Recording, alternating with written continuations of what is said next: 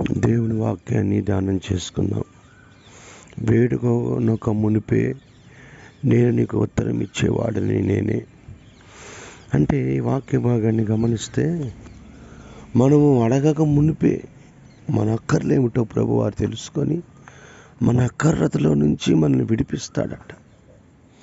మనం ఏదైతే అడుగుతున్నామో అది అడగక మునిపే దేవుడు మనకు సహాయం చేస్తాడట.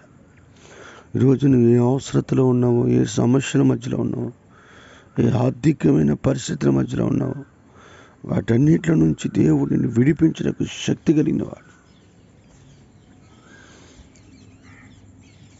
నీవు అడగక మునిపే కార్యములు జరిగించే దేవుడే.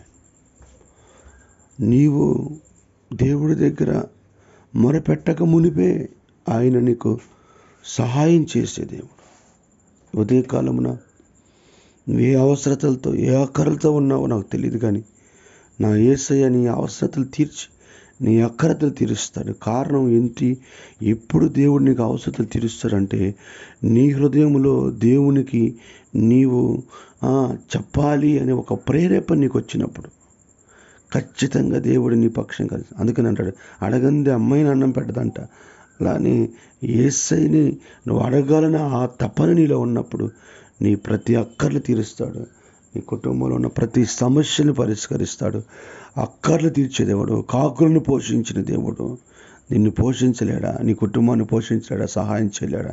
ఖచ్చితంగా చేస్తాడు. అటు కృప పరిశుద్ధాత్మ మనకు తోడే ఉండునుగాక. ఆమేన్. ఆమేన్.